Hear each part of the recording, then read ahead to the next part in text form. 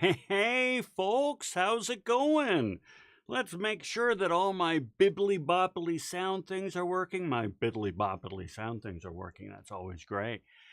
Hey, I'm really glad you could join me today. I'll tell you what, I've kind we're talking about AI today, just in case you're like, what the hell, right?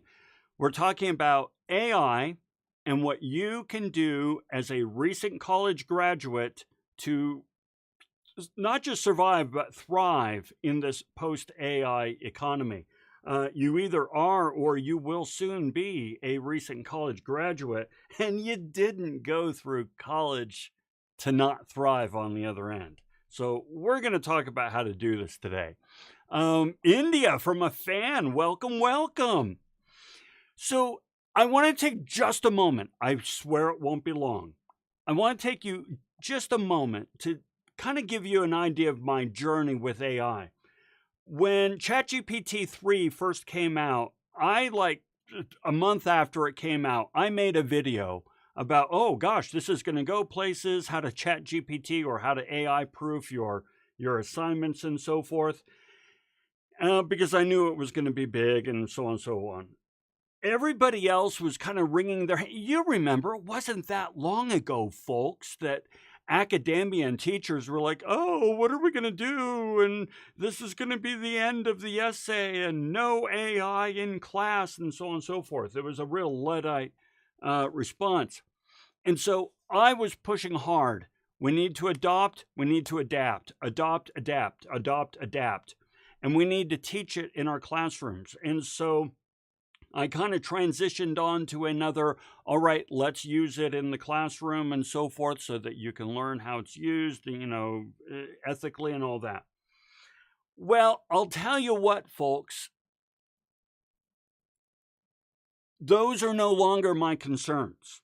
Now, I'm still teaching it in the classroom. We'll talk about that. And I'm still really pushing people to adopt AI. But here's my concern. You're screwed. I'm sorry, there's just no good way of putting this. All right. And I want to help you in any way I possibly can. So let me show you what I mean here. Okay. Um, Let me first tell you how I see the environment. These are the band members on the Titanic.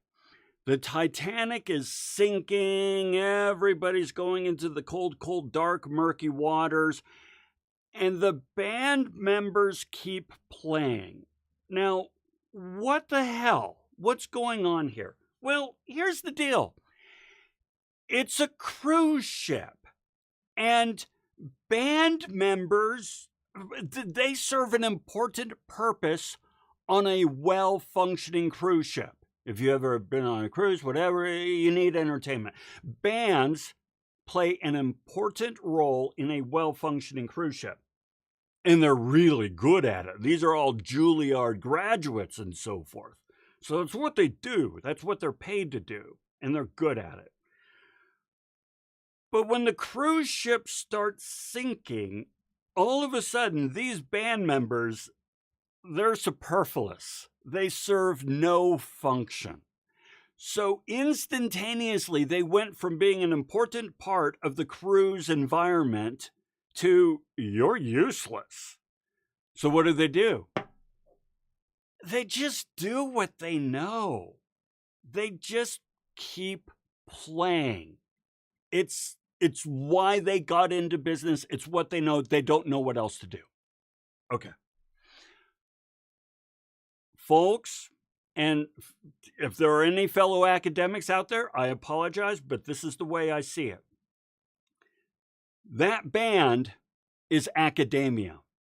That band are the colleges, it represents the colleges and universities today. Now, back when everything was kind of calm, cool, and copacetic, and the ship was just going along, the economy and technology, the band served an important purpose. Academia serves an important purpose. But when the ship is going down and when AI is changing everything so dramatically and so quickly, academia doesn't know what to do. And so we do what we've always done. We're going to start class in 3 weeks. We're going to read the syllabus. We're going to put up PowerPoint presentations. We're going to do in-class activities. We're going to do exams and papers. And all the while, the ship is going down and we don't know what to do, because we are ossified and the government doesn't know what to do. And my friends, even the AI companies don't know where this is going and what to do. This keeps me up at night. So what do we do? Well, today what I want to do is I want to offer you a 3-pronged strategy in how you can adapt to and prepare for this post-AI economy, okay? 3-pronged strategy is an approach that tackles a problem or a goal by employing 3 distinct but complementary strategies. So I'm going to tell you 3 things that you can do. It's not pick one. You need to do all 3. These are 3 distinct but complementary strategies. And if you do these things, I believe you are going to be better situated for the future. All right? That's my thesis to you today. That's my value proposition in the next 45 minutes that we spend together. All right. Now, here's the thing. Let's go ahead and set our objective. The objective that I think we have for when you graduate. All right? I am going to say that my goal for you as a professor, as a lecturer, YouTuber, whatever, my goal for you is I want you to graduate from college and move into a job that will help launch your new career. That's kind of the whole point of college, right? You go to college, you do all the things, you jump through the hoops, you dot the I's, you cross the T's, you come out with an accredited degree, and so this accredited degree, you trade on that to get your first entry-level job and you launch a career. That's the model. That model has been serving us brilliantly for decades. Not anymore. Here's the challenge that we're facing, folks. Things are not looking awesome for recent college graduates. RCG for short. In the HR world, we call a recent college graduate a new hire right out of college, an RCG. These are just a smattering of the articles out there talking about how AI is replacing the new hire recent college graduate. So check this out.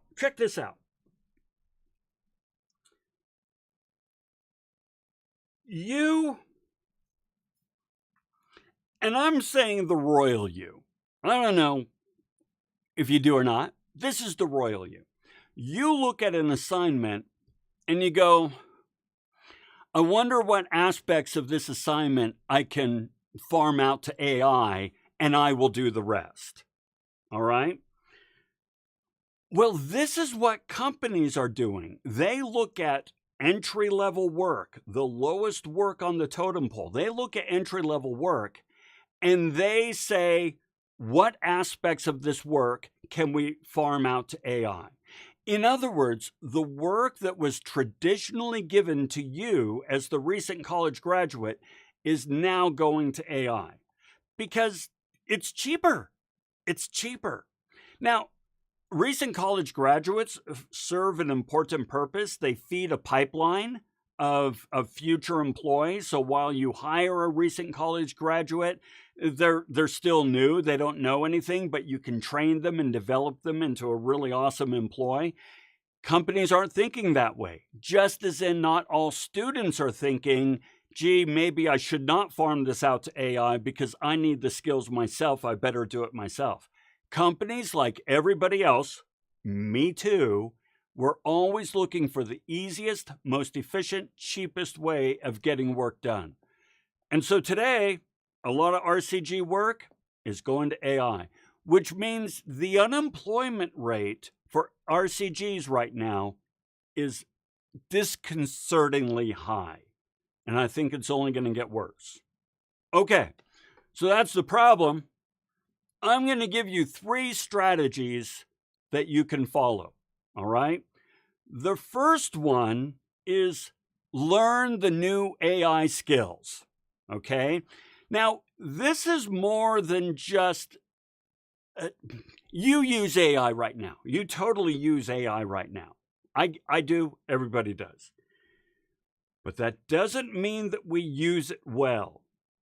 Most of the time when we use AI, it's not as helpful as we think it might be. I want to show you a clip from a movie, The Demolition Man, that kind of demonstrates what I'm talking about here. So let's take a look at this.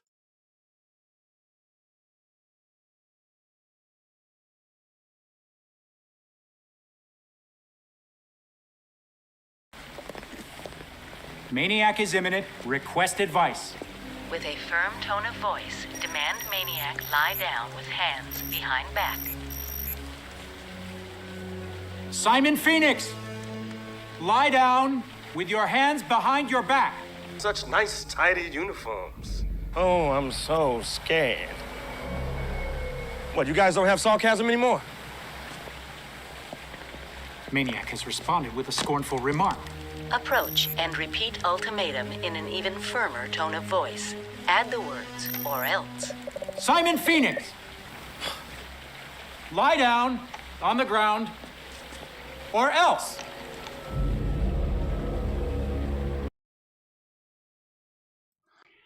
I love that. I love that because this is how most of us are using AI.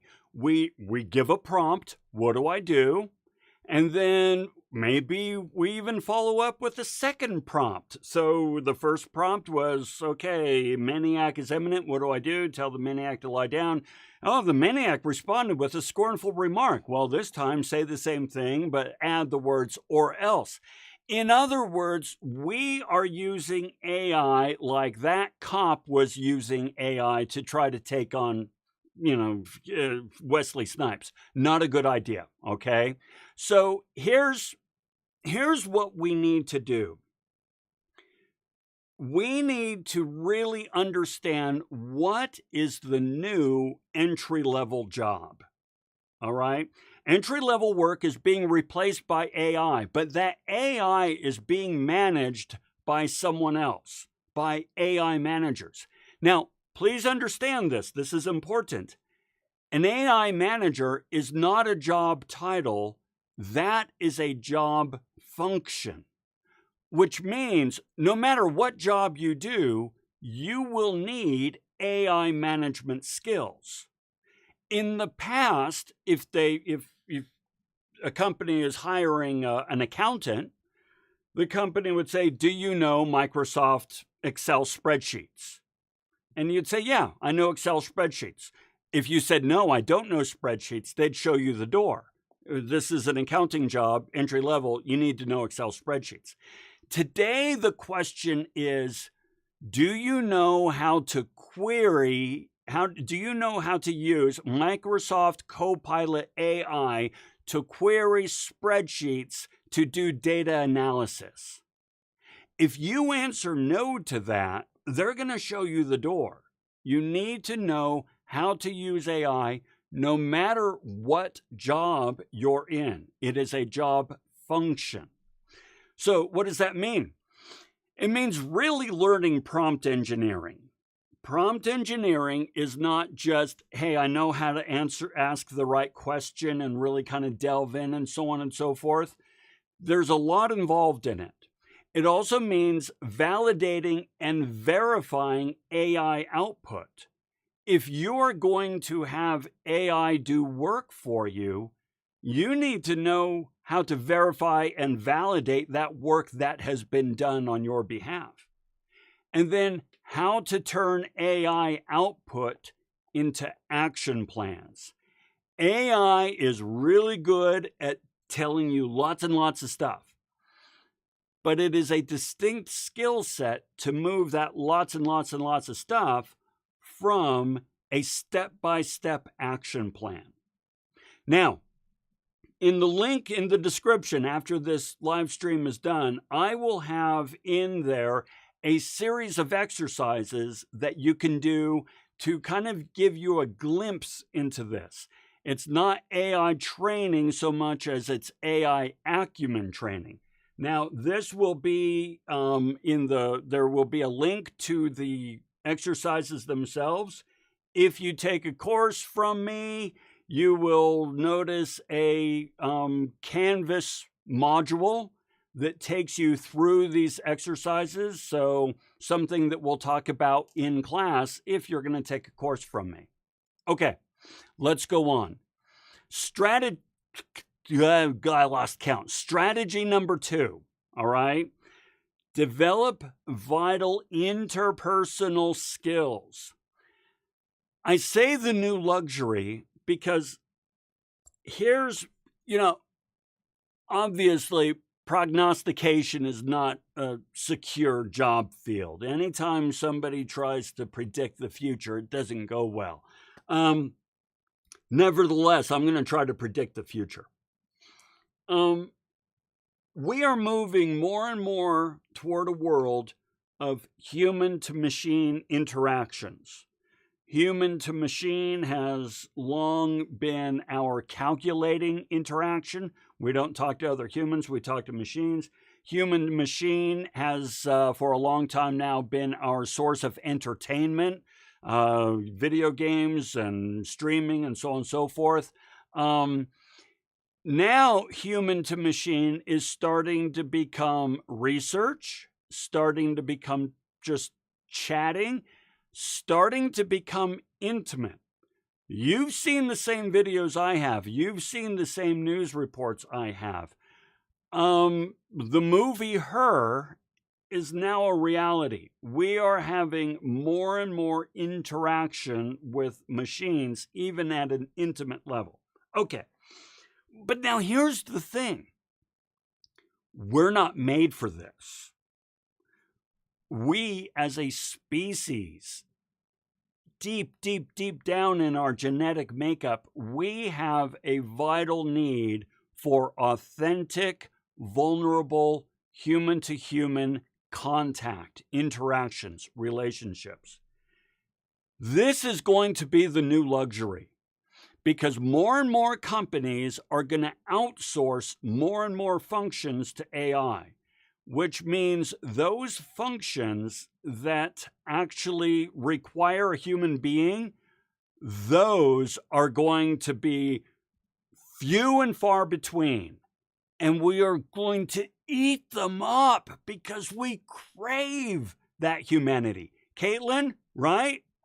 It's true. I'm telling you, this is the way it's going to go. Now, if I'm wrong in 5 years, you can hunt me down and tell me I'm wrong, but I'm not wrong. Okay, so, all right, so what are we going to do?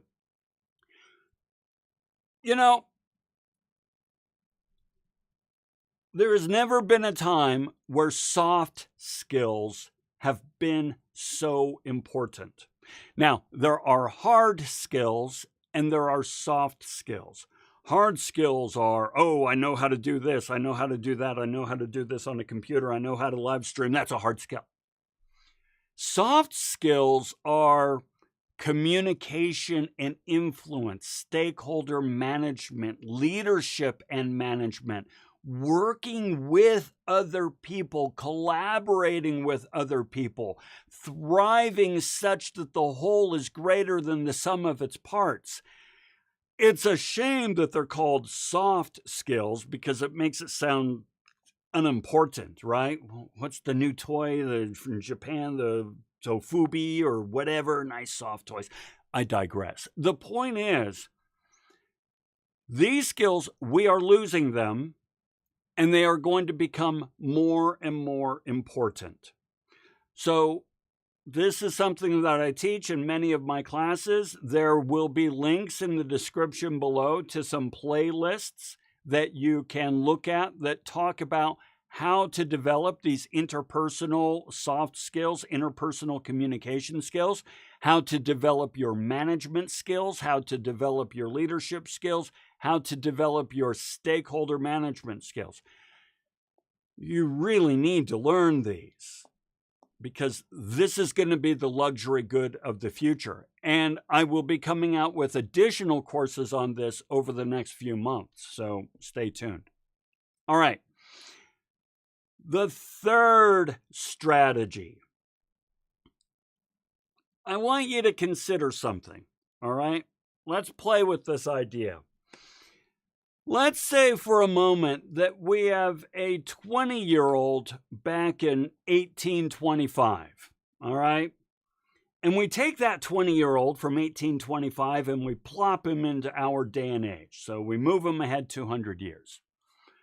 How's he going to do? How's he going to survive? You know what? He's actually going to be all right. He has carpentry, blacksmithing skills, labor skills, tool fabrication, maintenance, repair, sewing, cooking, woodworking and so forth. He can do basic, if not in-depth, really high-skilled finish carpentry. He can do some farming, metalworking. Furthermore, he has a DIY self-sufficiency mindset. So this kid, he's going to come here to the 21st century. He's going to set up himself a little Etsy shop. He's going to make stuff, sell it, he'll be fine. Or he's going to be that guy in the neighborhood. Every neighborhood has the handy person, right? The one who can fix things and get things done. I'm not saying he's going to go off and buy a Maserati, but he's going to do all right. He will be able to earn a living. All right. But then consider this. Let's take a 20-year-old today and move him back to 1825. All right? He's going to starve in 2 weeks. What are his skills? He has basic to intermediate computer skills, no use. Savvy media, social media, doesn't matter. Some knowledge of digital content creation and so forth. Really good at gaming, right? Does part-time work, follows the processes and orders of others and their workflow. This person's going to be in a real fix. 200 years in the past. I don't know how they're going to earn a living, because even their manual skills, those that they have, are useless back then. Okay, here's my point. Here's my thesis. Foundational, practical, durable analog skills rooted in self-reliance can weather technological advances better than many of today's professional entry-level skills. Now, I need to invite you to appreciate how much of a mind shift this is for me, if not my generation. So I grew up in Palo Alto, California. The high school I went to, Pali High, the campus was right next to Stanford University. I grew up, and my generation grew up, thinking, you know what? If you want to have a good life, you get yourself a college degree or two, you put on a white-collar shirt, you go into an air-conditioned building, go up to the 37th floor, sit down at your corner office desk, and you earn a nice living. Whereas your friends who can't hack it, they're not smart enough or what have you, or not disciplined enough for college, don't worry, they can go into the trades and learn how to work on engines. They'll be fine. The world needs ditch diggers too. Now, I'm saying this is what we were taught. And even our high schools I saw the end of wood shop, metal shop, auto shop, and so forth. They were really pushing us to college. Folks, I am a PhD business professor and I want students. But I'm telling you now, I think the roles are reversing. I think if you want a really good career, you get yourself a solid, high-skilled trade, one that all the baby boomers have left behind because they're all retiring and dying and so forth, and you can start earning bank. But I still want you to major in business in my classes because I'm selfish, right? It's not about you, it's about me. All right, so what can you do? You need to do some skilled labor. And I mean skilled labor, not just run-of-the-mill stuff. The Wall Street Journal talked about how Amazon now has 1 million robots, and Amazon is deliberately, intentionally getting rid of humans and replacing them with robots. China has what they call dark factories. There's no human beings working those factories. Why have the lights on? So they just build cars, in this case EVs, electric vehicles, in the dark because there's no humans. My own local family-owned grocery store, that's up in that corner up there, has a robot that does inventory. I'm not just talking about manual labor. I'm talking about skilled labor. Here is a big, huge list of things that AI can't do. General carpentry, thrift flipping. I can't say that very well. Thrift flipping. Basic tool maintenance, landscaping, jewelry making, t-shirt applique, car detailing, beekeeping. This list is actually a couple of things. First of all, these are all skilled jobs that AI is not replacing, and at least half of these, I have students who are doing these things, running little gigs, little businesses, little side hustles, doing things like photography. At my daughter's wedding, I hired a student to do the photography. It was fantastic.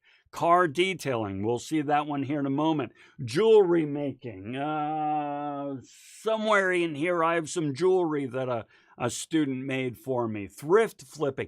All these are things that I have seen other students do and make good money at. And yeah, AI isn't doing it. Trying to start your own crafting business. Caitlin, so am I. More about that in a moment. Okay, my wife just bought a cricket. Yeah, we'll talk about that more in a moment. Okay, but here's the thing. Here's the opportunity I want you to embrace. I want to invite you to embrace. These sort of skills can be learned in just a few months-ish, depending. Doesn't take a lot of time. They're not going away due to AI. They create income flexibility, okay? By income flexibility, I mean, if you can't get your dream job right out of college, that's okay. You have this side hustle going on, this little business. If you are able to get a job out of college but doesn't pay as much as you were hoping because it's a competitive market, that's okay. You've got this little business going. If you get laid off, because layoffs happen all the time, that's okay. You've got this little side business going. It allows you some level of flexibility and security. These are also skills that are going to serve you your entire life. Whether you monetize them or not, you will use these skills in your own home and in your own life. And then finally, it has never been easier or cheaper to learn these skills thanks to YouTube and, yeah, AI. All right. So, just to finally, I'm sorry, it's the opportunity, one more. you can apply everything you've learned in school to these businesses. So here's the thing. When you're in school, you're learning theory, you're learning principles, you're learning concepts, you're learning ideas, and you write about them in papers and you take tests on them and you do quizzes. Okay, great. That's all useless. That is all useless until you apply it, until you actually use the theories, apply the principles, apply the ideas and the concepts. I don't care if you can take a test on it. I care if you can apply it in a way in a real business. Now, you have a choice. You either wait for somebody to hire you, which may not be real soon, and you apply your learning to help them make money because you're an employee. You don't make the money, they make the money. Or you start your own little business, apply the principles that you're learning to that business, and then guess who gets the money? Just saying, okay? I have a few students who are doing this, and a few of them have allowed me to kind of promote their stuff. One of them is Arch Mobile Detailing. Link in the description if you're curious, and here in Utah. This student, he's used AI in all kinds of ways to help get his business off the ground. Thanks to YouTube and AI, it has never been easier to get a business off the ground. So he's used it to create his logo. It's a pretty damn cool logo. Writing content for his, website, figuring out what products and services to offer, brainstorm idea for social media, improve SEO. By the way, he's just started. I typed Arch Mobile Detailing into Google, and his was the first one to come up. So AI helped him with the SEO. He's also applying the principles that he's learning in school. So he is monetizing the ideas and principles and theories that he learns in schools in his own business rather than getting a job and letting somebody else monetize those things. So he has his, the things that he's done there. I have another student who is starting a little hydrating cologne business. He too, link in the description, he used AI in all kinds of aspects and so forth. I won't read all these, but he used ChatGPT, Sintra, Gamma, all the different platforms. And then once again, he's applying the principles that he's learned to his own business that he learned in school. And I'm going to put my money where my mouth is. I actually meant to put a slide up here, but I'll go ahead and explain it. So sure, I have a business. I have Nutshell Brainery, right? Keep curious, be curious and keep learning. It's the YouTube videos that you're watching and so forth. That's fun. But I want to start a business that is using an analog manual skill. And so very soon, probably toward the end of the year, I will be launching a new product that is all manual. No computer, no, hey, I know how to use Adobe and so forth. So more about that. All right. So in closing, here's the thing. This is all on you. This is all on you. Now, I really wish I could tell you that higher ed is up to the challenge and that we're going to help you and we're going to train you in these things and we're going to give you the AI skills and the practical. We're not. We're not going to step up. Nobody is. It's moving too fast. We are too ossified. We can barely keep up as it is, and we're terrified, just like everyone else. For you to be successful, it's going to be because you took the initiative and you challenged yourself to follow this three-pronged strategy. You learn how to use the tools of AI. you increased your interpersonal communication and influence skills, and you developed a robust analog hands-on skill that is going to stick around for a very long time. You do these things, and I think you're going to be okay. So you need to be the one to make it happen. I really hope you do. And so, folks, that is everything I wanted to go over. Like I said, once I finish this up, I'll put a whole bunch of links in the description to videos, tools, exercises, assets that you can use to start this. And I'm going to be following up on this quite a bit. I'm going to take a pretty active role in not only helping you and my students, but myself kind of tackle this challenge. So stick around and let's keep moving forward on it. So thank you for joining. And Caitlin, do me a favor, send me an email and let me know what class section you're in.